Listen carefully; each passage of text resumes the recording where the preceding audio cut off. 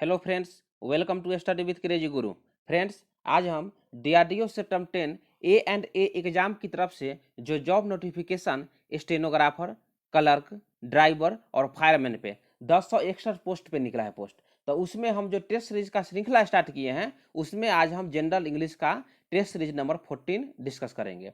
देखिए, जितना भी क्वेश्चन हम बताएंगे आपके लिए महत्वपूर्ण है, क्योंकि देखिए अभी हम आपको क्वेश्चन बताते हैं तो आपको लगता होगा कि नहीं सर ये इजी है, लेकिन जब आप एग्जाम में जाइएगा तो वही चीज़ आपको क्या है, थोड़ा आपको डिफिकल्ट लगने लगेगा। तो इसीलिए आपको क्या है, प्रैक्टिस करना है, क्योंकि पेपर इसी तरह पूछे जाते हैं। और आपको बता दें, जितना भी क्वेश्चन हम ला रहे हैं, इंडिया के कोई ना कोई एग्जाम हो उसमें क्वेश्चन वो पूछे गए हैं। तो क्या है, प्रीवियस ईयर क्वेश्चन जो होता है आपके लिए रामबाण है। क्या है, रामबाण है। आपको सही से प्रीवियस ईयर आना ही चाहिए। प्रीवियस ईयर सही करके जाइए, क्वेश्चन इसी तरह क्वेश्चन पूछे जाते हैं, आप सही कर लीजिएगा। चलिए, थोड़ा सा हम एग्जाम के बारे में थोड़ा सा देख लेते हैं। देखिए, टोटल नंबर ऑफ क्वेश्चन आपसे पूछे जाएंगे 75। उसमें से 20 क्वेश्चन आपको इंग्लिश को देखने को मिल जाएगा। एक क्वेश्चन 1 मार्क्स का रहेगा और निगेटिव मार्किंग इसमें नहीं है। और किस मोड में लेगा एग्जाम, तो सीबीटी मोड में लेगा। 1 आवर का एग्जाम होगा। तो देखिए, इसमें आपको 4 सिलेबस में है ना, चार सब्जेक्ट पढ़ना है। कौन कौन है? एप्टीट्यूड मैथ बोलिए, रीजनिंग बोलिए, उसके बाद जनरल इंग्लिश बोलिए, और जनरल अवेयरनेस बोलिए, जीके बोलिए। तो क्या है कि देखिए, study with crazy Guru channel पे चारों सब्जेक्ट का बेहतरीन तरीका से तैयारी किया जा रहा है। समझ गए ना? तो बेहतरीन तरीका से तैयारी किया जा रहा है। तो आपको जिस तरह तैयारी करवाया जा रहा है उसी तरह आप लोग तैयारी कीजिए। और जितना क्वेश्चन जिस तरह जितना बताया जा रहा है उतना आप करके जाइए ना, एकदम सिलेक्शन पक्का है। समझ गए? चलिए, तो बोलिए सर सिलेक्शन इतना से हो जाएगा? हाँ, देखिए इतना से हो जाएगा। उसके बाद क्या है कि देखिए ये नंबर नोट कर लीजिए, 7564864459। बहुत सारे स्टूडेंट ले लिए हैं ई बुक, और आपको भी ई बुक ले लेना अनिवार्य है। ई बुक ले लेना अनिवार्य है, क्योंकि देखिए क्वेश्चन तो हम यहाँ पे करवा दिए, लेकिन जब तक आप खुद से प्रैक्टिस नहीं कीजिएगा तो फिर वहाँ पे कैसे होगा? वहाँ पे जाकर क्वेश्चन गलत कर दीजिएगा। क्योंकि देखिए आप स्टूडेंट है, क्या है, स्टूडेंट है। जब तक जॉब नहीं हो, जब तक आपको क्या करना है, जब तक आप एक चीज को पढ़े हुए को दोबारा तिबारा, मतलब आपको क्या करना है, रिवाइज करते रहना है। क्योंकि देखिए जितना रिवाइज कीजिएगा एग्जाम में जाकर क्वेश्चन सही कर लीजिएगा। तो ई बुक जो है ना, एकदम एग्जाम पैटर्न पे आधारित ई बुक बनाया गया है। उसमें आपको जनरली इंग्लिश मिल जाएगा, उसके बाद रीजनिंग मिल जाएगा, एप्टीट्यूड मिल जाएगा, जीके जीएस मिल जाएगा। तो समझ गए ना? तो सब आपको उसमें दिया हुआ है। वहाँ से आप हिंदी मीडियम या इंग्लिश मीडियम ले सकते हैं। और इसका प्राइस कितना, देखिए मात्र 70 रुपीज़ है। ये तो मेंटेनेंस चार्ज ही है ना, 70 रुपीज़ क्या है, कुछ नहीं है। तो आप क्या करना है, ये नंबर सेव करके, शशि कुमार के नाम से सेव करके ई बुक प्राप्त कर लीजिए, या कोई भी डाउट हो आप यहाँ से संपर्क कर सकते हैं। चलिए, तो स्टार्ट करते हैं। और उससे पहले बता दें, यदि आप लोग चैनल पर नए हैं तो चैनल को सब्सक्राइब कर दीजिए और बेल आइकन को दबा दीजिए। और क्या करना है, क्लास को शेयर कीजिए, क्योंकि क्लास को आप लोग थोड़ा कम शेयर करते हैं। तो जो दोस्त आपका, जो भी फ्रेंड आपका फॉर्म भरे होंगे, तो क्या करना है, उनको क्लास शेयर कीजिए। आप लोग वहीं यहीं से तैयारी कीजिए, क्योंकि यहाँ पे क्लास रेगुलर आ रहा है। और आपका एग्जाम जो है मार्च में लेने की संभावना है। चलिए स्टार्ट करते हैं। देखिए, आपका सिलेबस में आपको बता देते ना, सिलेबस में आपका फिल इन द ब्लैंक्स भी क्वेश्चन पूछे जाते हैं। सिनोनिम है, एंटोनिम है, इडियम्स, फ्रेज है, उसके बाद पैसेज है। तो सब क्वेश्चन आपसे पूछे जाते हैं। तो उसी आधार पर हम क्वेश्चन लाए हैं। देखिए क्या है, fill in the blanks to make the sentence meaningfully complete. क्या है कि आपको देखिए 4 ऑप्शन दिया हुआ है, option A, option B, option C, option D. तो उसमें से आपको जो फिल इन द ब्लैंक्स है ना, फिल इन द ब्लैंक्स में आपको जो मोस्ट अप्रोप्रिएट आंसर है उसको चूज करना है, जो कि मीनिंग इसका सही होना चाहिए। तो देखिए, जिस तरह हम आपको क्वेश्चन सॉल्व कराते हैं उसी तरह आप ई बुक से क्वेश्चन सॉल्व कीजिए। आपको एग्जाम में बहुत इफेक्टिव होगा, बहुत एग्जाम में आप सही करके आइएगा, याद रखिएगा ये बात। चलिए क्या है, the table drawer was, fill in the blanks है, and could not be opened. देखिए, आप तो बचपन में क्या है, बचपन में आप लोग जानते हैं ना, यहाँ पे यदि टेबल का नाम हो, जैसे में कोई चीज़ टेबल पे है, उसको खींचना है, तो क्या कहता है, लोग क्या कहते हैं, बार्ड बोला जाता है? तो नहीं, ये नहीं ना बोला जाता है, नहीं बोला जाता है। बाउंड बोला जाता है? नहीं बोला जाता है। फास्टेंड बोला जाता है? नहीं। ये सब सिविल इंजीनियरिंग में स्टील स्ट्रक्चर में ज़्यादा पढ़ना पड़ता है। उसके बाद क्या, जाम्ड बोला जाता है? हाँ, बोलिए यस सर। क्या है कि जाम्ड का हम क्वेश्चन जानते हैं, क्या जानते हैं, जाम्ड मतलब मीनिंग बोला जाता है। तो इसलिए समझ लीजिए। तो बोलिए सर इसका थोड़ा सा हिंदी समझा दीजिए, क्योंकि देखिए आपको पहले बता देते हैं क्या है। यहाँ देखिए, the table drawer was jammed and could not be opened. तो इसका option D is the correct answer हो जाएगा। क्योंकि क्या है यहाँ पर मेज की जो दराज है वो जाम है, मतलब जाम्ड है, हो गई थी और उसे खोला नहीं जा सका। यदि मेज का ड्रॉ यदि जाम है तो क्या उसको खींचने से खुल जाएगा? नहीं खुलेगा। तो इसलिए जाम्ड का जो होगा मोस्ट अप्रोप्रिएट आंसर हो जाएगा, मतलब option D is the correct answer. तो बोलिएगा सर थोड़ा सा और इसके बारे में बता दीजिए। जो बार्ड लिखा हुआ BARRED, तो देखिए मिस एलस्पेल्ट जो वर्ड पूछेगा तो इसमें ये सब ऑप्शन आ सकता है। तो ये लोग आपको जानना है, ये सब शब्द आप देखे रहिएगा ना तो क्वेश्चन सही कर दीजिएगा। देखिएगा लास्ट क्वेश्चन में हम आपको बताएंगे डिक्शनरी का वर्ड कैसे आपको करेक्टली या इनकरेक्टली वर्ड चूज करने का ऑप्शन आता है, बताएंगे आपको। देखिए यदि यहाँ पर बार्ड का यूज कीजिएगा BARRED, देखिए the table drawer was barred and could not open, मतलब मेज की दराज वर्जित थी और उसे खोला नहीं जा सका। क्या वर्जित थी? नहीं। तो ये इसलिए ना ये गलत हो गया। उसके बाद देखिए फास्टेंड, फास्टेंड मतलब क्या? बंधी हुई। क्या होता है? बंधी हुई थी। तो क्या मेज की दराज बंधी हुई रहती है? नहीं ना रहती है। तो इसीलिए ऑप्शन बी भी गलत हो गया। उसके बाद देखिए बाउंड, बाउंड मतलब क्या हो गया? बाउंड मतलब ये होता है बंधा हुआ। तो क्या मेज की जो दराज है बंधी हुई थी? नहीं। तो ये भी गलत हो गया। और जैम्ड मतलब क्या होता है? जैम्ड मतलब जानते हैं ना, कोई चीज जाम हो जाना, जाम हो जाता है, उसको खींचेगा मतलब नहीं खींचाएगा। तो इसीलिए जो ऑप्शन डी है करेक्ट आंसर हो गया। चलिए नेक्स्ट क्वेश्चन पे आते हैं। तो क्वेश्चन इसी तरह आपको सॉल्व करना है। देखिए क्वेश्चन क्या है, choose the one which best expresses the meaning of the idioms या फ्रेज। इडियम्स मतलब तो आपको समझा दिए क्या होता है। इडियम्स मतलब मुहावरा होता है, मुहावरा होता है। बोलिए सर ये फ्रेज क्या है बताइए। तो फ्रेज मतलब होता है क्या? वाक्यांश होता है। क्या होता है? वाक्यांश। वाक्यांश मतलब समझे ना, ये जो वाक्य देखिए ये वर्ड दिया हुआ है इसी को ना वाक्यांश बोलते हैं। तो वर्ड दिया हुआ इसका जो मीनिंग है उसको आपको सही करना है, समझ गए ना। तो चलिए तो पहले हम देख लेते हैं इसको क्वेश्चन क्या पूछा है। क्वेश्चन देखिए क्या क्वेश्चन पूछा है। देखिए to look down one's nose at, मतलब घृणा की दृष्टि से देखना। किसी को आप घृणा की दृष्टि से देखते हैं ना तो क्या बोलता है? To look down one's nose at, किसी को घृणा की दृष्टि से देखना। तो चलिए ऑप्शन ए में क्या है? तो ऑप्शन ए में देख लीजिए। ऑप्शन ए में है to backbite. To backbite, backbite मतलब जानते हैं क्या होता है? चुगली करना। टू बैक बाइट मतलब चुगली करना। उसके बाद देखिए ऑप्शन बी में क्या है? ऑप्शन बी है to show anger. To show anger मतलब गुस्सा दिखाना। क्या होता है? गुस्सा दिखाना, समझ गए ना। टू शो एंगर मतलब गुस्सा दिखाना। उसके बाद टू बैक बाइट मतलब आपको बता दें चुगली करना। उसके बाद देखिए ऑप्शन सी में क्या है? Two is insult in the presence of others, जैसे में किसी कोई भी व्यक्ति के मतलब यदि सामने किसी का आप इंसल्ट करते हैं तो ये हो गया। उसके बाद देखिए to regard with half hidden displeasure of contempt, तो इसी का अर्थ यही होगा घृणा की दृष्टि से किसी को देखना। तो इसीलिए ऑप्शन डी जो है इसका करेक्ट आंसर हो जाएगा। मतलब to look down one's nose at का जो मोस्ट अप्रोप्रिएट जो आंसर होगा, इसका जो इडियम्स होगा, मुहावरा होगा, क्या होगा? To regard with half hidden displeasure और कंटेम्प्ट। तो देखिए क्वेश्चन इसी तरह क्वेश्चन पूछे जाते हैं। तो क्वेश्चन आपको इस तरह सॉल्व कर लीजिएगा। क्वेश्चन ये क्या है, जितना भी क्वेश्चन बता रहे हैं प्रीवियस ईयर क्वेश्चन है, तो ये सब क्वेश्चन पूछे जाने की ज़्यादा संभावना है। तो आप लोग इसी तरह तैयारी कीजिए और रेगुलर क्लास बहुत सारे स्टूडेंट जुड़े हुए हैं। आप भी यदि नए हैं तो क्लास में जुड़े रहिए। आप अंत तक क्लास देखिए ना, उसके बाद आपको खुद समझ आ जाएगा कि मतलब हम कितना समझ गए हैं। चलिए नेक्स्ट क्वेश्चन देखिए। नेक्स्ट क्वेश्चन क्या है? देखिए फिर इडियम से पूछा है choose the one which best expresses the meaning of the idiom और फ्रेज। तो फिर बताए ना मुहावरा या वाक्यांश दिया हुआ है। क्या लिखा हुआ है? देखिए 73 में है क्वेश्चन में हार्ड प्रेस्ड। हार्ड प्रेस्ड मतलब क्या होता है बताइए। हार्ड प्रेस्ड मतलब क्या होता है? कोई मुसीबत में होता है, मतलब मुसीबतों में। हार्ड प्रेस्ड मतलब क्या होता है? हार्ड प्रेस्ड मतलब होता है मुसीबतों में।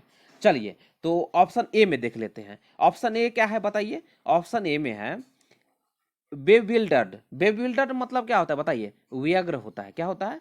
व्यग्र होता है। तो इतना आपको जानना था जरूरी है। मतलब आप जनरल इंग्लिश पढ़ते हैं तो क्वेश्चन आपको इसी तरह सॉल्व कीजिए तो आपको डाउट क्लियर हो जाएगा। बहुत सारे स्टूडेंट बोलते हैं कि सर थोड़ा इंग्लिश कमजोर है। तो देखिए इंग्लिश कमजोर है कोई दिक्कत नहीं है, आप लोग स्टडी विथ क्रेजी गुरु से क्या है चैनल से जुड़े हैं, तो जिस तरह हम बताते हैं ना उस तरह पढ़िए, एक सप्ताह पढ़िए, आपको एकदम समझ आ जाएगा। हाँ इंग्लिश इसी तरह पढ़ेंगे हमको समझ आ जाता है। तो हार्ड प्रेस्ड मतलब तो बता दिए मुसीबतों में। उसके बाद देखिए बेबिल्डर्ड, बेबिल्डर्ड मतलब होता है व्यग्र। उसके बाद देखिए इंसल्टेड, इंसल्टेड मतलब समझ गए ना, इंसल्टेड मतलब होता है क्या, किसी का अपमान करना, ये तो समझ गए अपमान करना।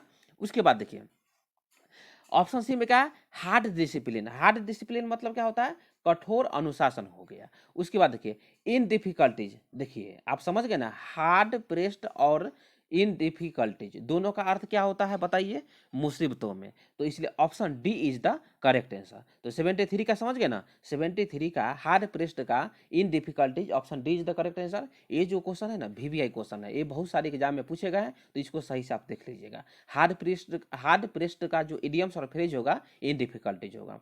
चलिए नेक्स्ट क्वेश्चन है, नेक्स्ट क्वेश्चन क्या है देखिए, a person with a long experience of any occupation is called, occupation मतलब समझते हैं ना, ऑक्यूपेशन मतलब क्या होता है बताइए, ऑक्यूपेशन मतलब होता है कोई चीज आप व्यवसाय से जुड़े हुए हैं, जैसे में आप टीचिंग से जुड़े हुए हैं, या आप स्टूडेंट है, या कोई क्या है, कोई मतलब बिजनेसमैन है, तो क्या वही वही ना बोलते हैं ऑक्यूपेशन है, या कोई फार्मर है तो कृषि से जुड़ा हुआ है, तो यही होता है ऑक्यूपेशन का मतलब। देखिए a person with a long experience of any occupation is called, क्या होगा, किसी भी व्यवसाय का लंबा अनुभव रखने वाला व्यक्ति को कहा जाता है, क्या कहा जाता है बताइए, a person with a long experience of any occupation is called, क्या हो जाएगा, वेटेरन, वेटेरन हो जाएगा। वेटेरन मतलब क्या होता है बताइए, अनुभवी व्यक्ति। वेटेरन मतलब होता है जो जिसके पास अनुभव हो, जिसके पास अनुभव हो, तो क्या है, अनुभवी व्यक्ति है। जिस तरह देखिए हम आपको टीचिंग करवाते हैं, क्या है थोड़ा सा एक्सपीरियंस है,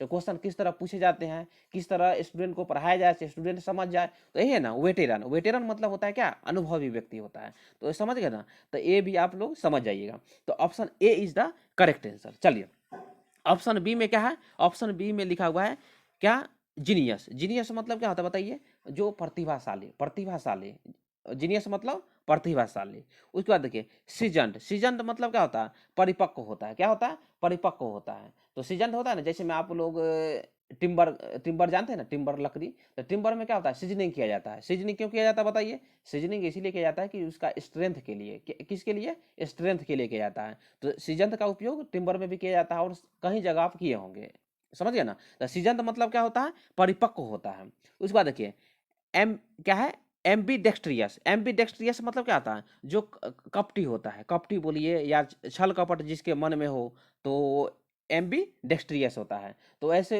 व्यक्ति से आपको क्या सावधान रहना है, याद रखिएगा। तो चलिए, तो 74 का option A is the correct answer. A person with a long experience of any occupation is called veteran, मतलब अनुभवी व्यक्ति है। चलिए नेक्स्ट क्वेश्चन पे आते हैं। नेक्स्ट क्वेश्चन देखिए, नेक्स्ट क्वेश्चन क्या है, 75 का क्वेश्चन है, क्या है देखिए, words written on a tomb is called, क्या है, कब्र पर लिखे शब्द कहलाते हैं। देखिए ये भी बहुत वीवीआई क्वेश्चन है, बहुत सारे एग्जाम में आप देखने को आपको मिल गया होगा। क्या कहा जाता है देखिए, एपीथेप, एपीटैफ बोला जाता है। एपीटैफ मतलब क्या होता है बताइए, जो समाधि लेख, मतलब कहीं पे समाधि, किसी भी व्यक्ति का मृत्यु हो जाता है तो उसका नाम लिखा जाता है, उसका जन्म से लेके जब उनका मृत्यु होता है तब तक का लिखा जाता है, याद रखिएगा। तो words written on a tomb is called epitaph, मतलब इसको जो कब्र पर लिखे गए शब्द कहलाते हैं, क्या कहलाते हैं, समाधि लेख, मतलब एपीटैफ कहलाते हैं। Option D is the correct answer है। तो बोलिए सर थोड़ा सा जो 3 ऑप्शन और दिया है, तो इसका भी थोड़ा सा मीनिंग समझा दीजिए। देखिए एपीथेट, एपीथेट मतलब क्या होता है, एपीथेट का जो अर्थ होता है, मीनिंग होता है, विशेषण होता है। उसके बाद देखिए एपीग्राफ, एपीग्राफ मतलब क्या होता है, एपीग्राफ का जो मीनिंग होता है वो सुक्ति होता है। उसके बाद देखिए सोलिक्वे, सोलिलोक्यू, क्या है, सोलिलोक्यू, सोलिलोक्यू का जो मीनिंग होगा आत्मभाषण होगा, क्या होगा, आत्मभाषण होगा। तो याद रखिएगा। तो words written on a tomb is called epitaph, मतलब option D is the correct answer. चलिए नेक्स्ट क्वेश्चन देखिए, क्वेश्चन देखिए, एक क्वेश्चन आपको देखने को मिल जाता है, एक क्वेश्चन वीवीआई क्वेश्चन है। देखिए 76 का क्वेश्चन क्या है, improve the given sentence with given option. देखिए option A, option B, option C, option D दिया हुआ है। तो आपको क्या करना है, ऑप्शन जो मोस्ट अप्रोप्रिएट करेक्ट आंसर है उसको आपको क्या करना है, चूज करना है। देखिए क्या लिखा है, the greater the demand higher the price, तो देखिए यहाँ पे हायर क्या ये सही है? नहीं, ये गलत है। क्योंकि देखिए यहाँ क्या लिखा है? The greater. क्या लिखा है? द ग्रेटर लिखा है, तो यहाँ पे क्या हो जाएगा? द हायर हो जाएगा। याद रखिएगा क्या हो जाएगा? द हायर हो जाएगा। मतलब option C is the correct answer. इसके अनुसार ना यहाँ पे द हायर का यूज हो जाएगा। समझ गए? ग्रामेटिकल एरर में भी आप क्वेश्चन बनाए होंगे, तो क्या हो जाएगा? The greater the demand the higher the price. मतलब option C is the correct answer. जितनी अधिक मांग उतनी अधिक कीमत, तो इसलिए the greater the demand the higher the price. Option C is the correct answer. तो इजी क्वेश्चन था। चलिए, लेकिन इजी था कहाँ? यहाँ क्वेश्चन बताया तब ना। लेकिन एग्जाम में क्या होता है, जब आप क्वेश्चन सॉल्व कीजिएगा ना, क्वेश्चन ये गलत आपसे हो जाने की संभावना होती है। कोई भी क्वेश्चन आपसे जाना हुआ क्वेश्चन ना गलत हो जाएगा, तो वैसा क्वेश्चन आपको गलत नहीं करना है। चलिए नेक्स्ट क्वेश्चन देखिए। नेक्स्ट क्वेश्चन क्या है? देखिए, improve the given sentence with given option. देखिए ये भी भाई क्वेश्चन है, जिस तरह हम बताते हैं ना, आपको नोट कर लीजिएगा, ये चीज नोट कर लीजिए। क्वेश्चन एक क्वेश्चन आपको देखने को मिल जाएगा। क्योंकि देखिए, I prefer to ride than to walk. तो देखिए यहाँ पे क्या है? प्रेफर। प्रेफर के जगह प्रेफर जब यूज रहेगा ना, प्रेफर के बाद V4 का यूज होगा, उसके बाद टू का यूज होगा, प्लस V4 का यूज होगा। क्या यहाँ पर प्रेफर के बाद V4 का यूज है? नहीं है, टू का यूज है, इसलिए गलत हो गया। तो ये गलत है। क्या है? ये गलत है। ऑप्शन ए में क्या है? ऑप्शन ए है, बी है, सी है, डी है, और यहाँ पे नो इम्प्रूवमेंट। यदि आपको लगे आंसर सही है तो ऑप्शन डी करेक्ट कर सकते हैं। लेकिन आपको बताए ना, यदि प्रेफर रहेगा तो प्रेफर के बाद यूज करेंगे हम V4। V4 का यूज करेंगे हेल्पिंग वर्ब, V4, उसके बाद प्लस टू प्लस V4 का यूज करेंगे। तो ये आपको याद रखना है। क्या करना है? याद रखेगा। ये क्वेश्चन आएगा, आप सही कर दीजिएगा। तो यहाँ पे क्या हो जाएगा? I prefer. प्रेफर के बाद V4 बताया था, V4 किस में है? राइडिंग। राइडिंग में, दोनों में है ना राइडिंग। फिर V4 के बाद किसका यूज किए थे? टू का यूज किए थे। उसके बाद फिर V4 का यूज किए थे। तो यहाँ देख रहे हैं V4 plus two plus V4 है ना। यहाँ देखिए V4, यहाँ पे टू है और यहाँ पे V4 है। तो क्या ऑप्शन ए आपको सही लग रहा है? तो option A is the correct answer. I prefer riding to walking. तब कहिए सर प्रेफर का यूज कहाँ किया जाता है? देखिए प्रेफर का यूज किसी से तुलना करने में किया जाता है। तुलना मतलब समझेंगे ना, जैसे में आप चाय पीने से प्रेफर करते हैं कॉफी पीना, तो इसी तरह क्या है यहाँ पे? I prefer riding to walking. I prefer riding to walking. मैं चलने की तुलना में सवारी करना पसंद करता हूँ। समझ गए ना? मतलब जो वो चलना नहीं चाहता है, वो सवारी से कहीं पे पहुंचना चाहता है, इसका अर्थ है होगा। तो I prefer riding to walking. तो चलिए इतना समझ गए। प्रेफर के बाद V4 plus two plus V4 याद रखिएगा। उसके बाद एक पॉइंट और याद कर लीजिए। देखिए यहाँ पे यदि प्रेफर रहेगा ना, प्रेफर है ना, प्रेफर है, तो यहाँ पे आपको क्या करना है? प्रेफर के बाद आप टू का भी यूज कर सकते हैं। क्या? टू का यूज कर लीजिए। टू के बाद क्या होगा? V1 का यूज होगा। V1, फिर उसके बाद टू का यूज होगा। V1 टू हो जाएगा, प्लस फिर V1 का यूज हो जाएगा। याद रखिएगा, फिर V1 का यूज होगा।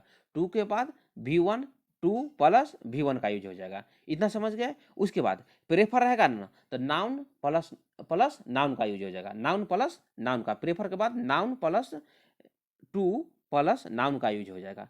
तो तीन आपको बता देना, प्रेफर के बाद noun plus two plus noun हो जाएगा, या प्रेफर के बाद V4 plus two plus V4 हो जाएगा, या प्रेफर के बाद two plus V1 plus two plus V1 का यूज हो जाएगा। तो इतना चीज आपको याद रखना है। तो इसका option A is the correct answer. चलिए नेक्स्ट क्वेश्चन पे आते हैं। नेक्स्ट क्वेश्चन क्या है? नेक्स्ट क्वेश्चन देखिए यहाँ पे, improve the given sentence with given option. यहाँ पे ऑप्शन देखिए, यहाँ पे क्या है देख लीजिए, एक मिनट। यहाँ पे जो है क्या है? यहाँ पे वर्ड दिया हुआ है, हाईलाइटेड वर्ड दिया हुआ है। तो option A, option B, option C, option D दिया हुआ है। इसमें से आपको मोस्ट अप्रोप्रिएट जो ऑप्शन लगे ना, उसको आपको सही करना है। देखिए क्या लिखा है? The workers went on a strike asking for better पे द एंड सर्विस कंडीशन। क्या यहाँ पे आस्किंग फॉर होगा वर्कर्स के लिए? कि कोई भी वर्कर्स जो है अपने जो मालिक से कोई मनी का डिमांड ही कर, जो वेतन का होगा, वेतन और सर्विस कंडीशन के लिए डिमांड करता है ना, आप जानते हैं ना, डिमांड करता है। इतना इतना तो आप रेगुलर जीवन में यूज होता ही होगा, रेगुलर लाइफ में यूज होता होगा। तो यहाँ पे डिमांडिंग का यूज होगा। Option B is the correct answer हो जाएगा। यहाँ पे आस्किंग का यूज नहीं होगा। तो बोले सर रिक्वेस्टिंग मतलब क्या होता है? रिक्वेस्टिंग मतलब होता है विनती करना। क्या होता है? विनती करना। समझ गए। नीडिंग मतलब क्या होता है, नीडिंग मतलब होता है, आप जानते हैं नीडिंग मतलब आवश्यकता होती है, आवश्यकता होती है। तो क्या आवश्यकता होती है, नहीं।